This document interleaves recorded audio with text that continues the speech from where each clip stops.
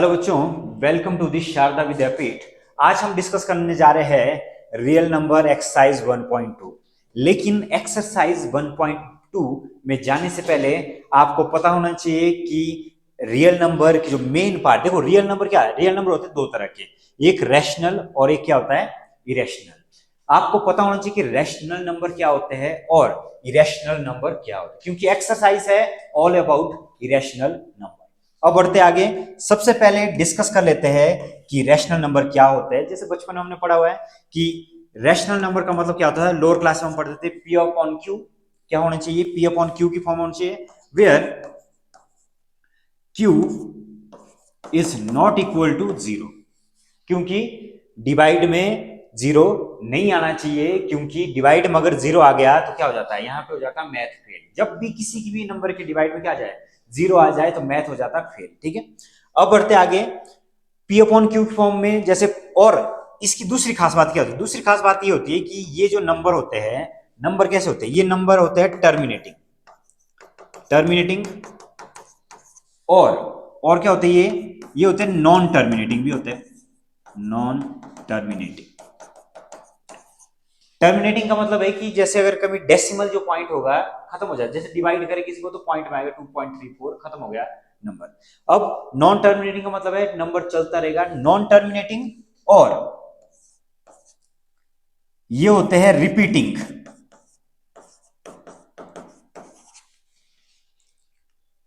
अगर मैं डेसिमल की बात करूं, ये डेसिमल के बारे में बात कर रहा हूं मैं, किसके बारे में कर रहा हूं, इसके जो डेसिमल पॉइंट होते हैं। डेसिमल पॉइंट क्या होता है, इसके में होता है नॉन टर्मिनेटिंग और रिपीटिंग। और दूसरा क्या होगा, इसमें क्या होता है, इसमें भी डेसिमल की बात कर रहा हूं मैं, डेसिमल पॉइंट की बात कर, ठीक है ना। जैसे फॉर एग्जांपल आप 2b क्या है, एक रैशनल नंबर है, इसको कैसे लिखा जा सकता है, 2/1। इवन जीरो भी आपका रैशनल नंबर है, जीरो को मैं कैसे लिखता हूँ, 0.1, 3/5, ये सारे रैशनल नंबर है। अगर मैं इनको डिवाइड करके लिखूं, यहाँ देखिए 3/5 को अगर मैं डिवाइड करके लिखूं, पॉइंट में लिखूं, तो क्या आएगा 0.6। तो 0.6 क्या है, एक टर्मिनेटिंग। टर्मिनेटिंग का मतलब क्या है, खत्म हो गया, देखो इसके आगे फर्दर नहीं जा रहा है। लेकिन अगर मैं नॉन टर्मिनेटिंग और रिपीटिंग के बारे में बात करें तो देखिए इवन 22/7, 22/7 में क्या है, ये रैशनल नंबर है। अब यहां पे देखिए, अगर मैं नॉन रिपीटिंग की बात करूं, मैं बोल रहा हूं 20/3, 20/3 अगर मैं डिवाइड करूं तो क्या आएगा, ये आएगा 0.6666 up to so on.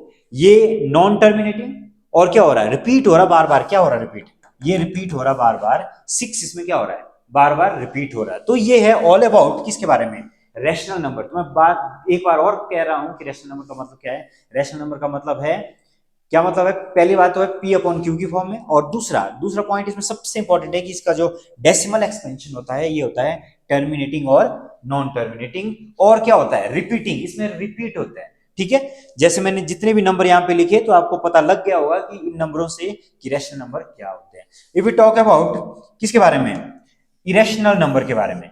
Irrational number पहली डेफिनेशन तो सिंपल होती है कि which are not rational, which are not rational, कि भाई ऐसे कोई नंबर जो रैशनल नहीं है उनको हम लोग क्या बोलते हैं, इरेशनल नंबर। इरेशनल नंबर को इस फॉर्म में नहीं लिखा जा सकता, कौन से फॉर्म में, पी अपॉन क्यू की फॉर्म में नहीं लिखा जा सकता। और इसकी जो सबसे खास बात क्या है, खास बात यह है कि ये होते हैं जी, हमारे जो इरेशनल नंबर है, इरेशनल नंबर क्या होते हैं, ये होते हैं नॉन टर्मिनेटिंग,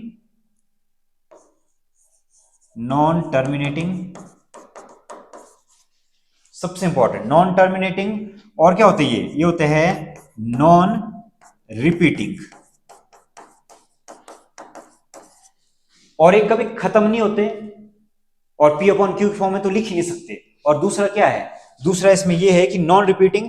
नॉन रिपीटिंग का मतलब क्या है, ये रिपीट नहीं करते, ठीक है ना। रिपीट क्यों नहीं करते, फॉर एग्जाम्पल लाइक आपके पास अगर मैं अनरूट के अंदर कोई भी क्या लिख दूं, मान लो मैं प्राइम नंबर लिख लेता हूं, अनरूट के अंदर क्या लिख लेता हूं, प्राइम नंबर लिख लेता हूं, तो वो क्या होगा, वो बनेगा, क्या बनेगा, वो बनेगा इरेशनल नंबर। फॉर एग्जाम्पल में देखिए, फॉर एग्जाम्पल आपके पास √2, √3, √5, √7, √2, √3, √5, √7, ये क्या है, ये है इरेशनल नंबर। और अगर हम बात करें पाई की, पाई की वैल्यू भी क्या होती है, ये होती है इनफाइनाइट, ये कभी टर्मिनेट नहीं होती और ये वैल्यू रिपीट भी नहीं होती है, ठीक है ना। आप बोलोगे कि 2.22/7, 22/7 है कौन सा फॉर्म, ये तो है रैशनल फॉर्म, लेकिन पाई अपने आप में क्या है, इरेशनल फॉर्म। तो इरेशनल फॉर्म में जैसे आप लोग लिखते थे 3.142 अप टू सो ऑन, ये जिंदगी भर चली रहती है, ये कभी किसी ने आज तक पूरी अभी तक फाइंड आउट नहीं की कि पाई की कितनी वैल्यू होती है और ये कब टर्मिनेट होगी। ये क्या है, ये है नॉन टर्मिनेटिंग और नॉन रिपीटिंग, और इसमें कोई डिजिट क्या हो रही है, रिपीट भी नहीं होगी। जैसे कोई इसमें क्या हो रहा था 6666 रिपीट हो रहा था, इसमें देखिए 66 कुछ भी ऐसा कोई भी ऐसा पॉइंट है जो रिपीट नहीं हो रहा है। और एक और खास बात, सबसे मजेदार बात एक और बताता हूं आपको कि अगर मान लो रैशनल और इरेशनल नंबर आते हैं तो वो क्या बनता अगेन। अगर मैं लिखता हूं टू क्या है, टू है रैशनल नंबर, और रैशनल नंबर के साथ अगर मैं √3 को क्या कर देता हूं, ऐड कर देता हूं, तो क्या बन गया, ये भी क्या हुआ, ये है इरेशनल नंबर। और अगर मैं डिवाइड कर लेता हूं, ये भी क्या बना, इरेशनल नंबर। और अगर आप इसे माइनस कर दो तब भी क्या बनेगा, इरेशनल नंबर। चाहे इसे मल्टीप्लाई कर दो तब भी क्या बनेगा, तब भी ये क्या बनेगा, इरेशनल नंबर। तो याद रखना कि अगर आप किसी भी रैशनल नंबर को अगर प्लस करते हो रैशनल नंबर के साथ तब भी रैशनल, माइनस करते हो तब भी रैशनल, डिवाइड करते हो तब भी रैशनल, और मल्टीप्लाई करते हो तब भी क्या बनेगा, तब भी ये इरेशनल नंबर ही बनेगा।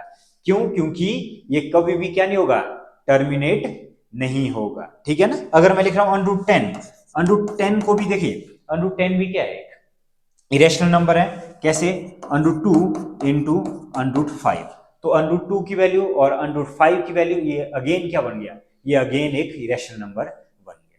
तो आई होप कि आप लोगों को रैशनल नंबर और इरेशनल नंबर के बीच में डिफरेंस पता लग गया होगा। और अगर आपको ये डिफरेंस पता लग गया है तो आप इजीली, बच्चे वक्त बड़े हो जाते हैं, कॉलेज में पहुंच जाते हैं, लेकिन still they are not able to differentiate between rational number और इरेशनल नंबर। ओके, तो अब बढ़ते हैं अगले एक्सरसाइज में जाने से पहले हम लोग डिस्कस कर लेते हैं कि इरेशनल नंबर को प्रूव कैसे किया जाता है। तो देखिए यहाँ पे मैंने बहुत सारे इरेशनल नंबर लिखे हुए, इरेशनल नंबर लिखे हुए सिंगल, ठीक है ना, कोई प्लस नहीं किया इसके साथ, कोई माइनस नहीं किया, कोई डिवाइड नहीं किया, कुछ नहीं किया, सिंगल इरेशनल नंबर है। और सिंगल इरेशनल नंबर मैंने आपसे कहा था कि सिंगल इरेशनल नंबर का मतलब है अंडरूट के अंदर क्या लिखना है, अंडरूट के अंदर लिखना है प्राइम नंबर, ठीक है ना। अंडरूट के अंदर जब हम लोग प्राइम नंबर लिखेंगे, देखिए √2, √3, √5, √7, ये सारे क्या है, ये सारे सारे किस में आते हैं, ये सारे सारे आते हैं जी किसमें, इरेशनल नंबर में। तो अगर ये कोई भी नंबर देखिए √2, 3, 5, 7, 11, 13, 17, 19, अगर इनको इरेशनल प्रूव करना हो, अकेला होना चाहिए नंबर, मैं बार बार कह रहा हूं, ये जो लिखा गया है यहाँ पे, ये किसके लिए, ये सिर्फ वैलिड है जब नंबर क्या हो, अकेला हो। अगर इसके साथ प्लस हो, माइनस हो, डिवाइड हो, या कुछ भी मल्टीप्लाई किया जाए, तब ये आपने यूज नहीं करना है। उसके लिए अगली स्लाइड में मैं आपको बताऊंगा कि तब हम लोग क्या करेंगे, एक्सरसाइज में जब पहुंचेंगे तब मैं आपको बताऊंगा कि उसके लिए अलग से टेक्निक है, ठीक है ना, तो उसके लिए अलग मेथड है। ओके जी, तो देखिए इसमें क्या होगा कि अगर हम लोग इसके बारे में डिस्कस करें, सबसे पहले क्या करना है, सबसे पहले प्रूव क्या करना था, इरेशनल नंबर। सबसे पहले हम लोग एज्यूम करेंगे गलत, हम लोग बोलेंगे कि इरेशनल नंबर नहीं है, ये कौन से नंबर है, ये है रैशनल नंबर। फिर रैशनल नंबर की तारीफ करेंगे करेंगे करेंगे, लास्ट तक हम लोग जब तारीफ करते करते लास्ट में पहुंच जाएंगे, और लेकिन बाद में पता लगेगा कि नहीं, ये तो गलत प्रूव किया था, ठीक है ना, एज्यूम ही गलत किया था। फिर उसके बाद हम लोग लास्ट में जाके क्या करेंगे, फिर रोएंगे धोएंगे, फिर हम लोग माफी मांगेंगे at the end. At the end हम लोग अपने जो एज्यूम किया था, एजम्पशन किया था, हम लोग माफी मांगेंगे और कहेंगे कि हमारे से गलती हो गई एज्यूम करने में, इसीलिए लास्ट में बोलोगे हेंस वी कंक्लूड दैट जो गिवन नंबर है, गिवन नंबर क्या है, इरेशनल है। बस इतनी सी स्टोरी है इसमें, ठीक है ना, थोड़ी मजेदार है। देखिए, और मैक्सिमम बच्चों को ये समझ नहीं आता, वो रट्टा ही लगाते हैं, लेकिन आप लोग थोड़ा सा समझ के करेंगे तो मैथ्स में मजा आता रहेगा। देखिए क्या लिखना है, सबसे पहले इनमें से कोई भी नंबर है, कोई भी नंबर उठा लेता हूं मैं, मान लो मैं पहला नंबर उठा लेता हूं, let us assume that √2 is rational. हम लोगों को पता है, फिर भी दिल पे पत्थर रख के ये बोल दो कि नहीं ये क्या है, ये रैशनल है, ठीक है ना। कई बार ऐसा कुछ ऐसे काम हम लोगों को करने पड़ते हैं कि सामने वाले की तारीफ करनी पड़ती है कि नहीं बहुत बढ़िया बहुत बढ़िया, ठीक है ना। लास्ट में बोलते हो नहीं ये तो बिल्कुल एकदम क्या था, एकदम ही बेकार था।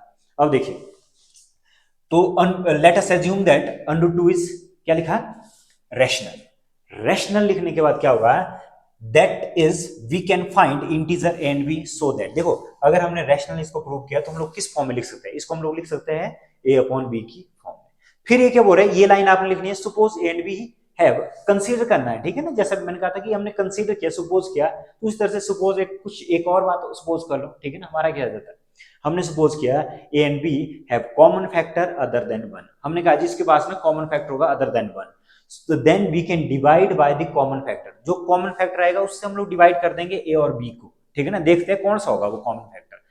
And assume that A and B are coprime, assume करो कि ए और बी क्या है, को-प्राइम। अब को-प्राइम में क्या होता है, को-प्राइम में तो आपके पास पेयर में होते हैं नंबर, मान लो मैंने लिखा 4 और 7, ऐसे दो नंबर लिखे जिनका क्या हो, जिनका फैक्टर कितना होता है, जिनका फैक्टर होता है 1, अदर देन 1 उनका कोई फैक्टर नहीं होता, ठीक है ना। अब देखिए यहां पे क्या आएगा, फिर क्या लिखना है यहाँ पे, इसको ले जाओ पर क्रॉस मल्टीप्लाई, तो अंडरूट 2 तो रहेगा जी ऐसे ही, ये बन गया। फिर क्या करेंगे, अंडरूट को हटाने के लिए squaring on both side, squaring on both side देखो अंडरूट 2 इंटू अंडरूट 2, अधिक जानकारी के लिए संपर्क करें। अंडरूट 2 इंटू अंडरूट 2 क्या होता है, ये होता है 2, तो इसकी जगह मैं क्या लिखूंगा, इसकी जगह मैं लिखूंगा 2, तो क्या लिखेंगे 2b square is equal to किसके इक्वल, ए स्क्वायर के इक्वल, इसको बना दो जी इक्वेशन 1।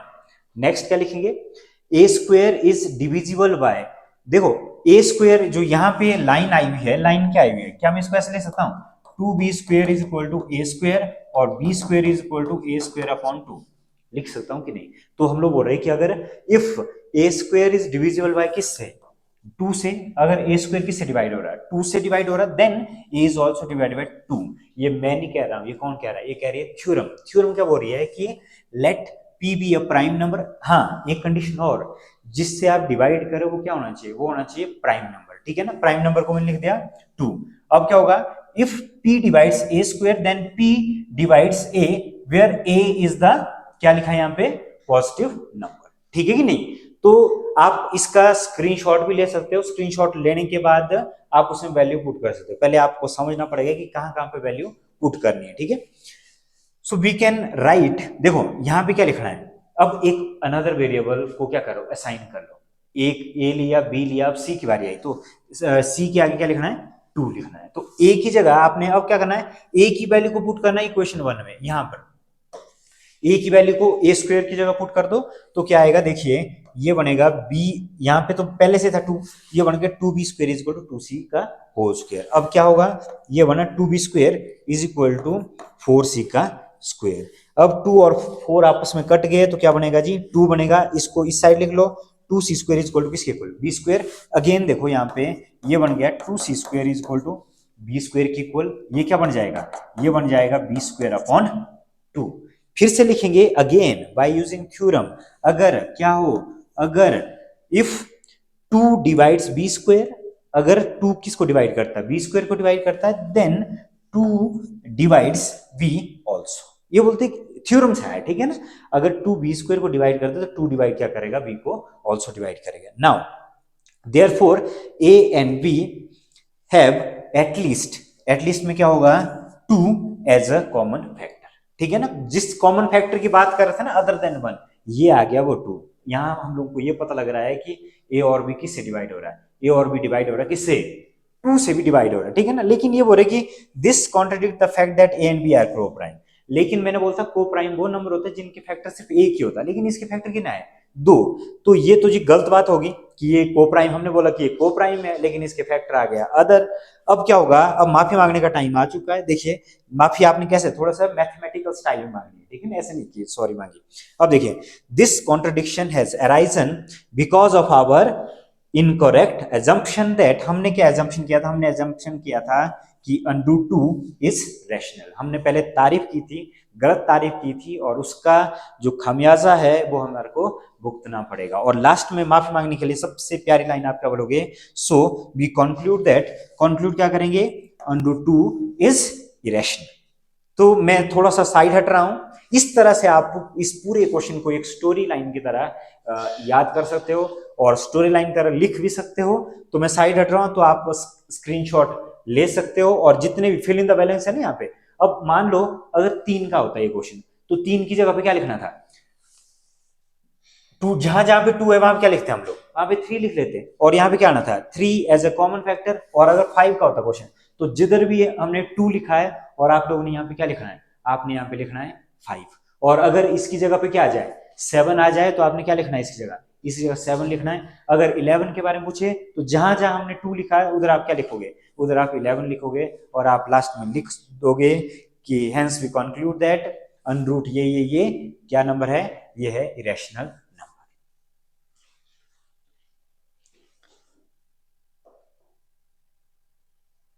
अब बढ़ते हैं एक्सरसाइज की तरफ। ठीक है ना, जितना मैंने आपको बताया कि आई होप कि आपको समझ आ गया होगा। अगर नहीं समझ आया तो एक बार और ट्राई करेंगे, किसके साथ, √5 के साथ हम लोग एक बार और ट्राई करेंगे, क्योंकि √5 आपकी एनसीईआरटी बुक का पहला क्वेश्चन है। और देखो पहले क्वेश्चन में तो है अकेला √5, तो इसमें लगेगी पुरानी टेक्निक। लेकिन दूसरी बार क्या लिखा है, दूसरी बार लिखा है 3+2√5। 3+2√5 क्या लिखा है, ये है इरेशनल नंबर। और नाउ ये भी देखो, इसमें इसमें क्या हो रहा था, प्लस हो रहा था, ये रैशनल है और ये क्या है, इरेशनल। फिर ये rational irrational, rational irrational, rational irrational. तो इनके लिए ये दो क्वेश्चन, इनके लिए मेथड अलग होगा। इसके लिए यूज करेंगे सेकंड मेथड, ठीक है ना, इसके लिए सेकंड मेथड यूज करेंगे।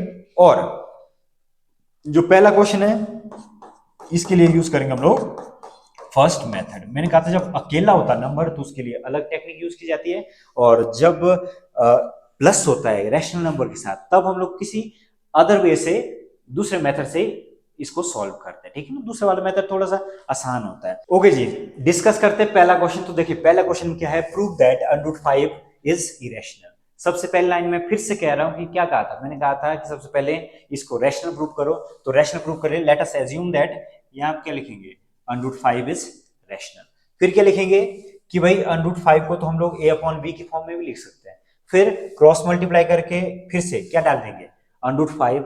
जब स्क्वायर करेंगे तो क्या बनता है, ये बनेगा 5b² is equal to a²। अब इसको इक्वेशन 1 का नाम दे दिया। फिर क्या लिखोगे, उधर हमने लिखा था a² इज डिविजिबल बाय, देखो ना यहाँ पे क्या आ रहा था, यहाँ 5b² is equal to a², तो b² इज इक्वल टू क्या हो गया, a²/5। तो a² किससे डिविजिबल है, a² डिविजिबल है जी 5 से। तो ये बोल रहे हैं कि then a is also divisible by क्या हो जाएगा, 5। ठीक है ना। अगेन यहाँ देखो कैसे, by theorem let p be the prime number. अगर इसके डिवाइड में क्या है, प्राइम नंबर है, तो then p divides a², then divides, if p divides a², then p divides a। ठीक है ना, इस थ्योरम के अकॉर्डिंग। अब क्या करते थे हम लोग, यहाँ पे 2 लिखते थे, 2 की जगह क्या करना है, एक अनदर वेरिएबल को असाइन करना है in the form of c। अब c 5c लिख दिया। मैंने कहा था a की वैल्यू हम लोग पुट करते हैं किधर, हम लोग इक्वेशन 1 में जाकर पुट करते हैं, तो ये बनेगा हमारा 5c का होल स्क्वायर। तो ये 5 तो था ही इधर, ये बन गया जी 25। 25 तो 5 5 कट गया, ये बना 5c²। अब 5c² इक्वल टू क्या लिखेंगे, b² के इक्वल। अगेन देखो यहाँ पे क्या हुआ था, यहाँ पे हुआ 5c² is equal to b², c² is equal to b²/5।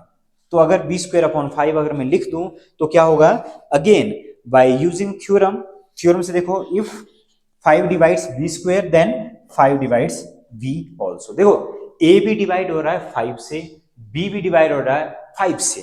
फिर क्या लिखेंगे, therefore a and b have at least 5 as a common factor.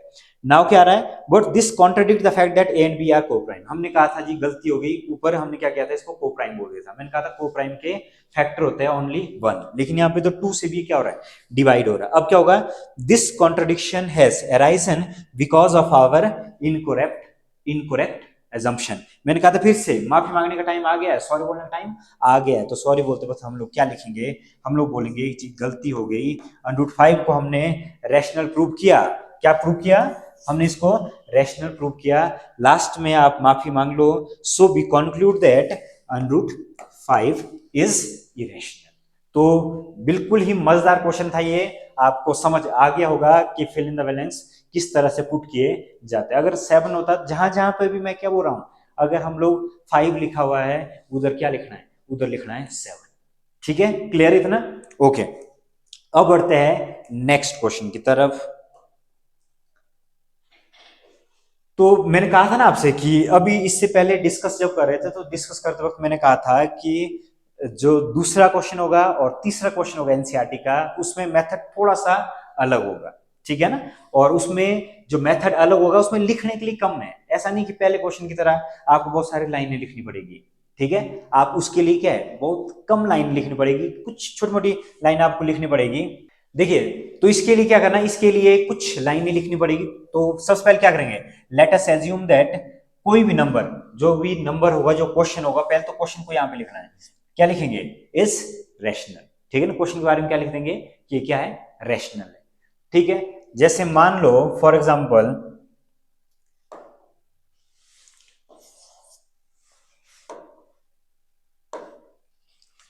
अब देखिए, तो ये दूसरा मेथड है, ये उसके अलावा, ठीक है ना, कोई भी टाइप का अगर क्वेश्चन आ जाए तो उसके लिए आप यूज कर सकते हो। फॉर एग्जांपल मान लो मैंने उठा लिया कोई नंबर, मैं लिख रहा हूं जी, मैं लिख रहा हूं 3+√5, 3+√5, ठीक है, ये लिख लिया मैंने 3+√5। तो 3+√5 को जब मैं लिख रहा हूं, इसको प्रूव करना है कि ये रैशनल है कि नहीं, तो यहां पे क्या लिखना पड़ेगा, यहां पे लिखना पड़ेगा 3+√5, क्वेश्चन लिख लेना ऊपर।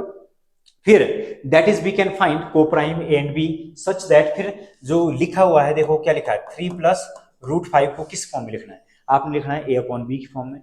अब क्या करना है, ये इंपॉर्टेंट लाइन है, इस लाइन में क्या करना है, इस लाइन में रीअरेंज करना है, अनरूट वाले एक तरफ और दूसरे नंबर एक तरफ, ठीक है ना? रैशनल नंबर एक तरफ कर देना और दूसरा क्या कर देना, एक तरफ कर देना, ठीक है? तो यहाँ पे देखिए, यहाँ पे क्या करेंगे, 3+√5 is equal to a/b, under root वाले एक तरफ कर दिया, बाकी a/b -3। अब देखिए, ये वाला आपको क्या लग रहा है, a/b की फॉर्म में, p/q की फॉर्म में, तो ये क्या है, ये है रैशनल नंबर। तो अगर ये रैशनल है, इसको जबरदस्ती प्रूव किया, ठीक है ना, इसको क्या किया, जबरदस्ती हमने क्या प्रूव किया कि ये क्या है, हमने कहा कि जी ये है रैशनल नंबर, तो ये भी क्या होगा, ये भी क्या होना चाहिए, रैशनल नंबर। तो क्या लिखेंगे, since a and b are integer, so b get, क्या गेट, a/, जो इधर आएगा ना राइट हैंड साइड में, इसको लिखना है a/b -3 is rational number, so that √5 is also rational number. आपको समझाता हूं एक एग्जांपल से। मान लो, देखिए क्यों कि √5 को क्यों जबरदस्ती लिखना पड़ा रैशनल, एक एग्जांपल समझाता हूं, एग्जांपल से देखिए कैसे समझेंगे। मान लो आपके पास क्या है, एक आपका नाम है राम, ठीक है, और आप, आपका जो निकनेम है रामू, क्या नाम है आपका, निकनेम रामू, ठीक है ना? और आपका पापा का नाम है श्याम, पापा का नाम क्या है, श्याम, पापा का नाम क्या है, श्याम। तो देखियो, अगर राम के पापा है श्याम, तो अगर रामू के पापा क्या है, श्याम, तो राम के पापा को भी क्या होना पड़ेगा, राम के पापा को कौन होंगे, श्याम होंगे। तो जो ये पापा पापा हम कर रहे हैं, ये क्या है, ये है रैशनल, ये क्या है, रैशनल। इसको हमने प्रूव कर दिया, क्या कर प्रूव कर दिया, रैशनल प्रूव कर दिया, तो इसको भी क्या होना पड़ेगा, रैशनल होना पड़ेगा, ठीक है ना? लेकिन this contradict the fact that, लेकिन हमारे को तो दिख रहा है, अपने आप को कैसे धोखा दें, ठीक है? हमें क्या दिख रहा है, हमें तो दिख रहा है कि √5 इज इरेशनल, दिख रहा है आंखों से, ठीक है ना, धोखा नहीं दे सकते। अब क्या लिखेंगे कि भाई अब माफी मांगने का टाइम आ गया, पता लग गया, ठीक है ना, पोल खुल गई है, पोल क्या खुल गई है, पता लग गया कि this contradiction has arisen because of our incorrect assumption, assumption was wrong, हमारी एजम्पशन क्या थी, रॉन्ग थी। तो लास्ट में क्या लिखेंगे, so we conclude that, conclude क्या करेंगे कि भाई हमने 3+√5, 3+√5 क्या है, ये है इरेशनल, ठीक है ना? एक और बात याद रखो, जो भी मैं यहाँ पे ब्रैकेट लिख रहा हूं, ब्रैकेट आपने नहीं लिखने हैं, ठीक है ना, ब्रैकेट लिखने की जरूरत नहीं, ब्रैकेट सिर्फ मैंने समझाने के लिए लिखे हुए हैं, आपने विदाउट ब्रैकेट इनको लिखना है। तो आई होप कि आपको समझ आ गया होगा कि सेकंड मेथड क्या है, सेकंड मेथड क्या है ऑल अबाउट। अब बढ़ते हैं नेक्स्ट क्वेश्चन की तरफ, एनसीईआरटी के क्वेश्चन की तरफ। तो देखिए एनसीईआरटी का क्वेश्चन क्या था, एनसीईआरटी का क्वेश्चन था प्रूव दैट 3+2√5 इज इरेशनल। तो मैंने सेम लिखा हुआ, देखो फिर से मैं यही बोल रहा हूं कि सबसे पहले हम लोगों को ये लिखना है क्वेश्चन के बारे में, क्वेश्चन को क्या एज्यूम करना है, रैशनल, उसको गलत एज्यूम करना है, ठीक है ना, रैशनल, उसकी तारीफ करनी है। फिर क्या करेंगे कि भाई इस फॉर्म में हम लोग इसको लिख सकते हैं। अब रीअरेंजिंग, इसको रीअरेंज करेंगे तो देखो इसको जब रीअरेंज करके मैंने क्या बोलता, अनरूट वाली टर्म एक तरफ करनी, बाकी टर्म एक तरफ करनी, ठीक है ना। तो सबसे पहले 2√5 is equal to A upon B -3, 3 को लेके हम परे। अब क्या बनेगा, ये बनेगा 2√5 is equal to A -3b upon B. अब क्या करेंगे, अभी भी रीअरेंज नहीं हुआ है तो क्या लिखूंगा, मैं लिखूंगा √5 is equal to A -3b upon 2b। अब देखो ध्यान से देखना, ये वाले एक तरफ कर दिए मैंने और ये वाले क्या कर दिए, ये वाले कर दिए एक तरफ। जो भी आपको इस साइड वाली जो टर्म दिख रही है वो सारी p अपॉन क्यू की फॉर्म में और p अपॉन क्यू की फॉर्म में, तो ये क्या है, ये है रैशनल। और फिर क्या लिख सकते हैं, since A and B are integer we get, right side वाली टर्म क्या आ गई, सॉरी लेफ्ट साइड वाली टर्म क्या आ गई, लेफ्ट साइड वाली टर्म क्या आ गई, ये आगे रैशनल। और राइट साइड वाली को जबरदस्ती प्रूव करना पड़ा, क्या प्रूव करना पड़ा, कि ऑल्सो रैशनल। लेकिन और this contradict the fact that, fact क्या है, हमारे को दिख रहा है कि √5 क्या होता है, √5 होता है इरेशनल, हमने पढ़ा है, ठीक है, हमने अच्छी तरह से पढ़ा है कि √5 क्या होता है भाई, ये होता है इरेशनल। लेकिन माफी मांगने का टाइम आ गया है, तो क्या लिखेंगे, this contradiction has arisen because of our incorrect assumption। ये लाइन लिख लेनी है आपने, फिर क्या लिखेंगे, so we conclude that, question के बारे में लिख लेना है कि इज इरेशनल। बस इतना सा करना है इसमें, ठीक है ना, ज्यादा लिखने की कोई जरूरत नहीं है।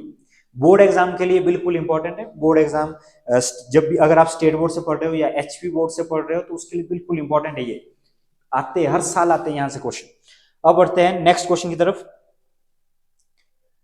अब देखिए नेक्स्ट क्वेश्चन जो थर्ड क्वेश्चन है, तो थर्ड क्वेश्चन के है हमारे 3 पार्ट, तीनों में लगना ये मेथड है। पहला क्वेश्चन देखो, पहले क्वेश्चन में क्या है, फिर से इसको रैशनल प्रूव कर दो। रैशनल प्रूव करने के बाद 1/√2 is equal to 1 a upon B की फॉर्म में लिखना पड़ेगा, क्योंकि रैशनल होता है a अपॉन बी की फॉर्म में।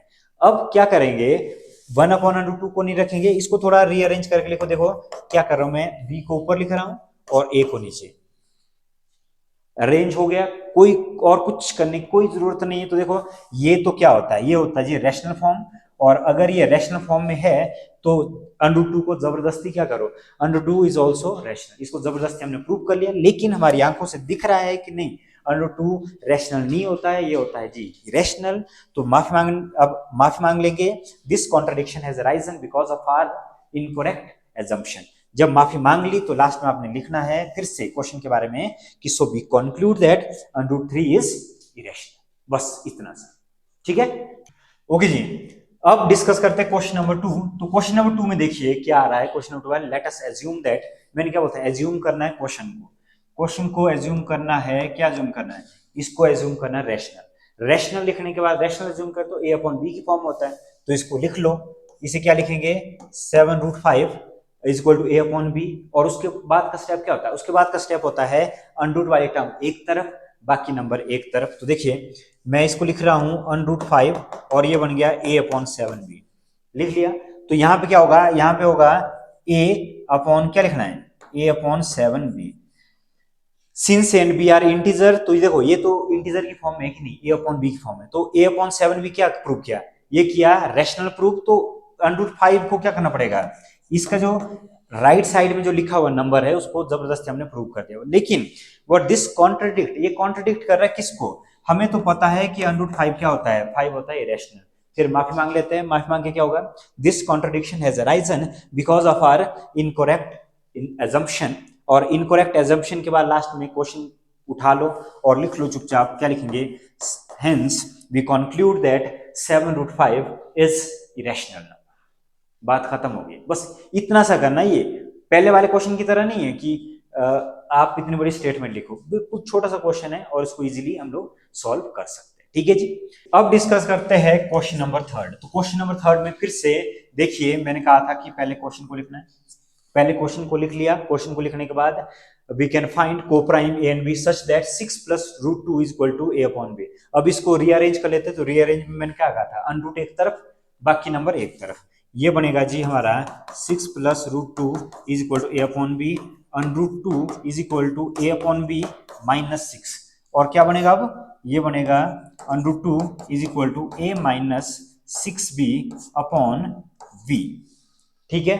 अब देखो राइट हैंड साइड क्या होगी, रैशनल। तो इसको √2 को जबरदस्ती प्रूव किया हमने रैशनल, लेकिन हमें दिख रहा है but this contradict the fact that √2 is irrational number. This contradiction has arisen because of our incorrect assumption. हमने क्या किया था, एज्यूम ही क्या किया था, गलत किया था। लास्ट में जब माफी मांगेंगे so we conclude that √2 is irrational. तो इसी के साथ हमारी एक्सरसाइज हो गई है खत्म। आई होप कि आपको समझ आ गया होगा। तो आप स्क्रीनशॉट ले सकते हो, स्क्रीनशॉट लेने के बाद आप इसे लिख लो, लिखने के बाद प्रैक्टिस कीजिए और प्रैक्टिस करने के बाद आपको इजीली समझ आ जाएंगे। ठीक है ना। क्वेश्चन करने से पहले मैंने दो इसके जो एग्जाम्पल दिए थे, दो मेथड है, उनको पहले आप लोग समझ लो कि दोनों किस तरह से काम कर रहे हैं, फिल इन द बैलेंस किस तरह से फिल करना है। उसके बाद आप इजीली ये एक्सरसाइज कर सकते हो। तो आज के लिए बस इतना ही। अगली बार फिर मुलाकात होगी एक नई एक्सरसाइज और नए चैप्टर के साथ। तब तक के लिए गुड बाय।